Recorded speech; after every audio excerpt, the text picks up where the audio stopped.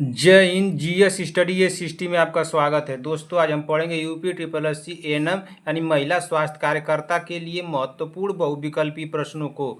महिला स्वास्थ्य कार्यकर्ता की हमारे 24वीं क्लास होगी, जिसमें सारे क्वेश्चन हमारे कैसे होंगे, ऑब्जेक्टिव होंगे यानी बहुविकल्पी होंगे। तो दोस्तों, आप लोग क्लास में बने रहिए और एक एक क्वेश्चन को ध्यान से सुनते चलिए, देखते चलिए। क्या दोस्तों, एक एक क्वेश्चन को ध्यान से सुनते चलिए और देखते चलिए। और जिस भी क्वेश्चन का आप लोगों को आंसर आ रहा है, तुरंत कमेंट बॉक्स में हमको बताते भी चलिए। और लास्ट में अपना स्कोर हमको जरूर बताएगा कमेंट बॉक्स में कि आप लोगों का स्कोर कितना गया है। इससे ये पता चलेगी कि आप लोगों की तैयारी कितनी हुई है और कितनी अभी करनी चाहिए। इसको बताने से मैं ये अनुमान लगाऊंगा कि आप लोगों को किस तरह से क्वेश्चन आ रहे हैं, ठीक ना। मैं यही अनुमान लगाऊंगा। तो जो भी भाई या जो भी बहनें हमारी चैनल पर अगर आई हैं तो चैनल को ईमानदारी से सब्सक्राइब कर लीजिए। जब तक कि आप लोगों का एग्जाम नहीं हो जाता है तब तक के लिए इस सब्सक्राइब कीजिए। चलिए, आज देर न करते हुए आज की मोटिवेशन के साथ इस क्लास को हम लोग शुरू करेंगे और देखते हैं कि आज का मोटिवेशन हमारा क्या है।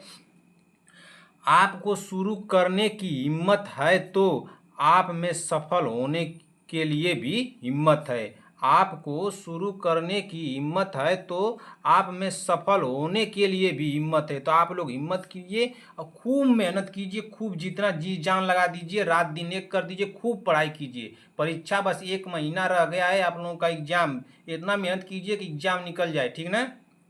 चलिए, अब देर न करते हुए इस क्लास को हम लोग शुरू करते हैं और देखते हैं कि हमारा पहला क्वेश्चन क्या दिया है। तो हमारा पहला क्वेश्चन दिया है, क्वेश्चन नंबर 1 पढ़िए क्या दिया है। पोलियो की रोकथाम हेतु निम्न में से कौन सी वैक्सीन उपयोग में ली जाती है। पोलियो की रोकथाम हेतु निम्न में से कौन सी वैक्सीन उपयोग में ली जाती है। तो कौन सी वैक्सीन उपयोग में ली जाती है। क्या ओपीवी वैक्सीन ली जाती है, या पेंटावेलेंट वैक्सीन ली जाती है, या आईपीवी वैक्सीन ली जाती है। तो हमारा राइट आंसर क्या हो जाएगा पहले का। तो हमारा राइट आंसर हो जाएगा, जल्दी से कमेंट कीजिए राइट आंसर क्या हो जाएगा। तो देखिए, ओपीवी वैक्सीन ली जाती है पोलियो के लिए, और कौन सी ली जाती है, आईपीवी। तो इसलिए हमारा राइट आंसर क्या हो जाएगा, ए और सी दोनों। हमारा राइट आंसर होगा ऑप्शन नंबर डी, ठीक ना। इसी तरह से अगला क्वेश्चन देखेंगे कि अगला क्वेश्चन क्या दिया है। क्वेश्चन नंबर 2, क्वेश्चन नंबर 2 पढ़िए क्या दिया है। एक सामान्य मनुष्य 1 मिनट में सांस लेता है। एक सामान्य मनुष्य 1 मिनट में सांस लेता है। क्या 10 से 15 बार, या 20 से 25 बार, या 14 से 18 बार, या 25 से 30 बार। तो कितनी बार सांसें लेता है एक सामान्य मनुष्य, तो 14 से 18 बार लेता है। इसलिए हमारा राइट आंसर होगा ऑप्शन नंबर सी, ठीक। इसी तरह से अगला क्वेश्चन देखेंगे कि अगला क्वेश्चन क्या दिया है। क्वेश्चन नंबर 3, क्वेश्चन नंबर 3 पढ़िए क्या दिया है। क्वेश्चन नंबर 3 हमारा दिया है कि 50,000 की जनसंख्या पर एक प्राथमिक स्वास्थ्य केंद्र पीएमसी होना चाहिए। एक पीएचसी 16 उपकेंद्रों में विभाजित होनी चाहिए। यह किस कमेटी की सिफारिश पर है। एक बार और क्वेश्चन को पढ़िए। क्वेश्चन क्या दिया है, क्वेश्चन पूछ क्या रहा है कि 50,000 की जनसंख्या पर एक प्राथमिक स्वास्थ्य केंद्र पीएमसी न होना चाहिए एवं एक पीएचसी 16 उपकेंद्रों में विभाजित होनी चाहिए। यह किस कमेटी की सिफारिश पर है। क्या यह मुदालियर कमेटी पर सिफारिश पे है, या भोरे कमेटी की सिफारिश पे है, या करतार सिंह कमेटी की सिफारिश पे है, या श्रीवास्तव कमेटी की सिफारिश पे है। तो किसकी कमेटी की सिफारिश पे है। तो तीसरे का हमारा राइट आंसर हो जाएगा ऑप्शन नंबर बी। क्या हो जाएगा, ऑप्शन नंबर बी, भोरे कमेटी की सिफारिश पे ना। इसलिए हमारा राइट आंसर हो जाएगा तीसरे का ऑप्शन नंबर बी, ठीक। इसी तरह से अगला क्वेश्चन देखेंगे कि अगला क्वेश्चन क्या दिया है। क्वेश्चन नंबर 4, क्वेश्चन नंबर 4 पढ़िए क्या दिया है। क्वेश्चन नंबर 4 हमारा दिया है कि काला औजार रोग निम्नलिखित में से किसके काटने से फैलता है। काला औजार रोग निम्नलिखित में से किसके काटने से फैलता है। तो किसके काटने से फैलता है, क्या सैंड फ्लाई से, या घरेलू मक्खी से, या खटमल से, या लाउस से। तो किससे फैलता है। तो काला औजार जो फैलता है ये फैलता है किससे, सैंड फ्लाई से। इसलिए हमारा राइट आंसर हो जाएगा ऑप्शन नंबर ए, ठीक ना। इसी तरह से अगला क्वेश्चन देखेंगे कि अगला क्वेश्चन क्या दिया है। क्वेश्चन नंबर 5, क्वेश्चन नंबर 5 पढ़िए क्या दिया है। निम्न में से कौन सा महामारी विज्ञान त्रिक का घटक नहीं है। निम्न में से कौन सा महामारी विज्ञान त्रिक का घटक नहीं है? तो कौन सा नहीं है? क्या कारक है कि होस्ट है, निगरानी या पर्यावरण है? तो पांचवें का हमारा राइट आंसर हो जाएगा ऑप्शन नंबर सी, निगरानी। इसलिए हमारा राइट आंसर होगा ऑप्शन नंबर सी। ठीक इसी तरह से अगला क्वेश्चन देखेंगे कि अगला क्वेश्चन क्या दिया है। क्वेश्चन नंबर 6, क्वेश्चन नंबर 6 पढ़िए क्या दिया है। एलिना ना, एलिना क्या है?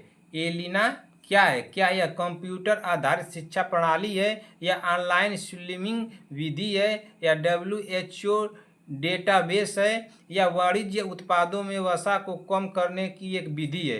तो एलिना क्या है?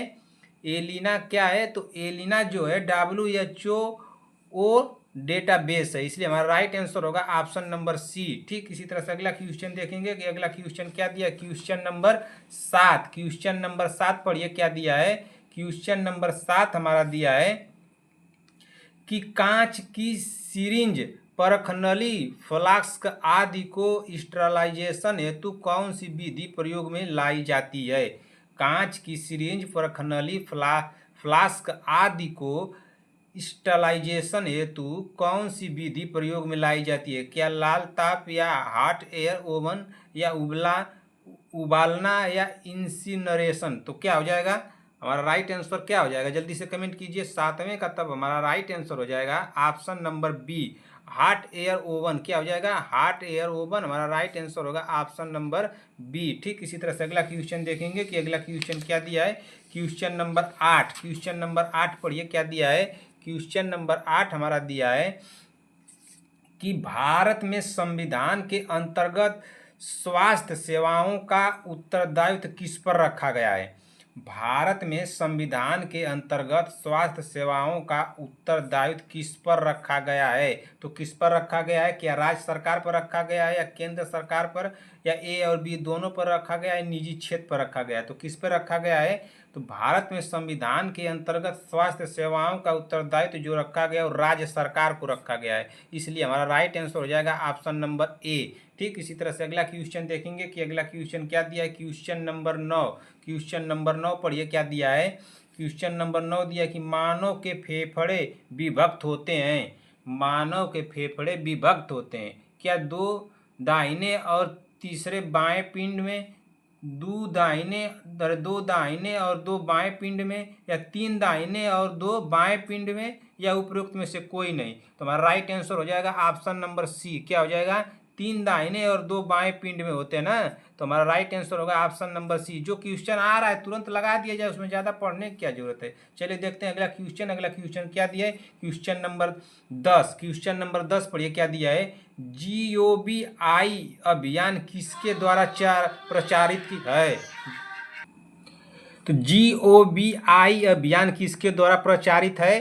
क्या WHO के द्वारा, या FAO के द्वारा, या यूनिसेफ के द्वारा, या UNDP के द्वारा?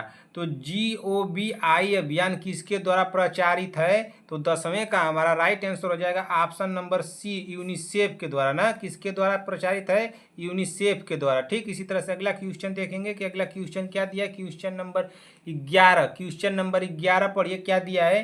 क्वेश्चन नंबर 11 हमारा दिया है कि गैलियाक्टोसीमिया में नवजात शिशु को निम्न में से क्या प्रदान नहीं करना चाहिए ना।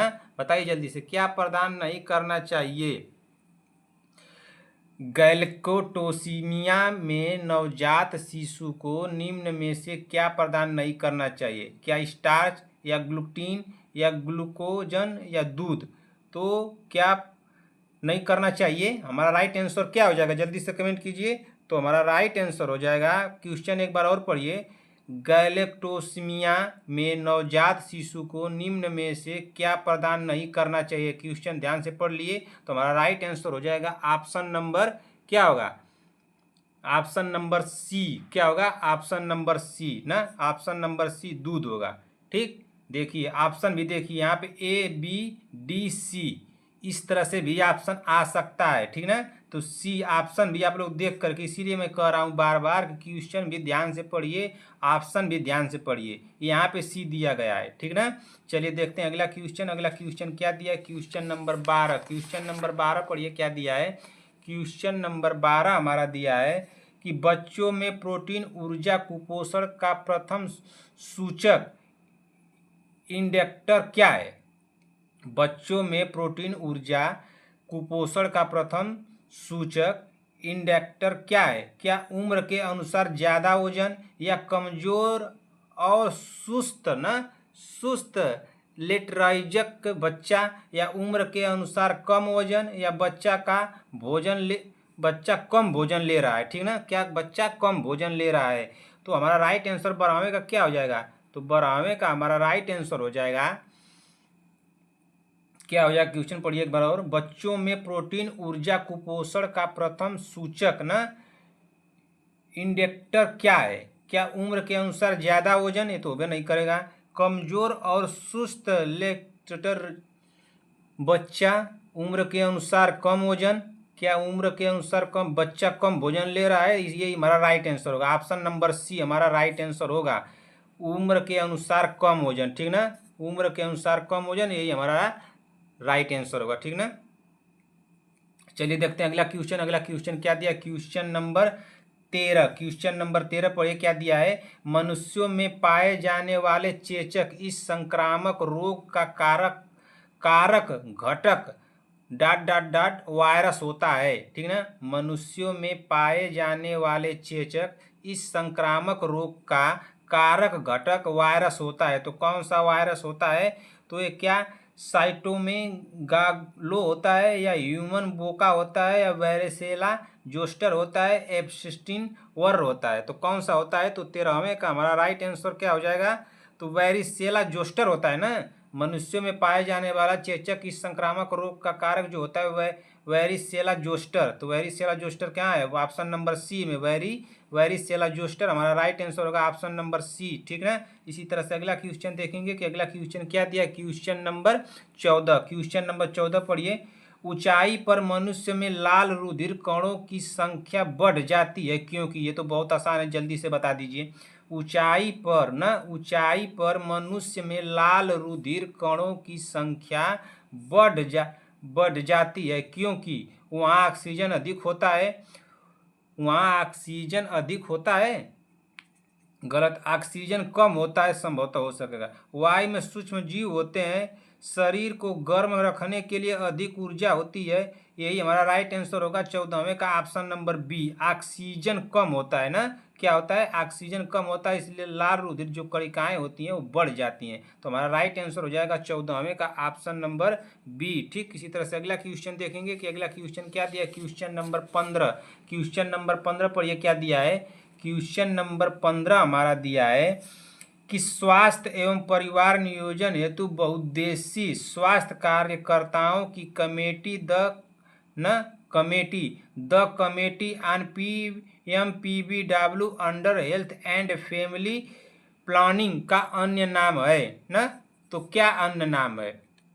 स्वास्थ्य एवं परिवार नियोजन हेतु बहुउद्देशीय स्वास्थ्य कार्यकर्ताओं की committee the committee on MPBW under health and family planning का अन्य नाम है। तो क्या भोरे कमेटी है, या मुदालियर कमेटी है, या करतार सिंह कमेटी है, या श्रीवास्तव कमेटी है? तो कौन सी है?